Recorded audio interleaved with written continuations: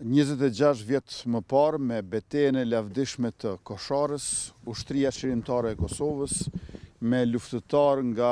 pothuajse të gjitha njësitë të zonave operative të saj, e shembi kufirin që ndonte shqiptarët, kufirin që ndonte Kosovën nga Shqipëria, e që ishte i vjetër që nga viti 1913, respektivisht 1918. Nga radhët e ushtrisë qërimtare të Kosovës, ranë dëshmor 114 luftar, me në krye komandantin Agim Ramadani Katanën dhe Sali Qekun, por gjithashtu kishim edhe mbi 400 të plagosur. U vranë së paku 108 ushtar e oficer të ushtrisë agresore e okupatore serbe, dhe përveç kësaj, është e rëndësishme të theksohet që në radhët e ushtrisë qërimtare të Kosovës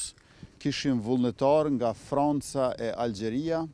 nga Italia, Suedia e Britania, ndërka që në radhët e ushtrisë së Serbisë kishte mercenar nga Rusia. Ne vim këtu tek varët e dëshmorëve që t'ja kujtojmë, përkujtojmë vetës se sa e lartë ishte sakrifica e tyre, sa e lavdishme është lufta UÇK-s dhe sa i madh çmimi i lirisë që e gëzojmë e të shtetit të cilin po e ndërtojmë së bashku.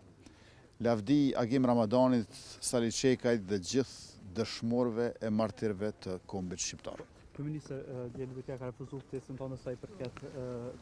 diskutimeve për koalicion.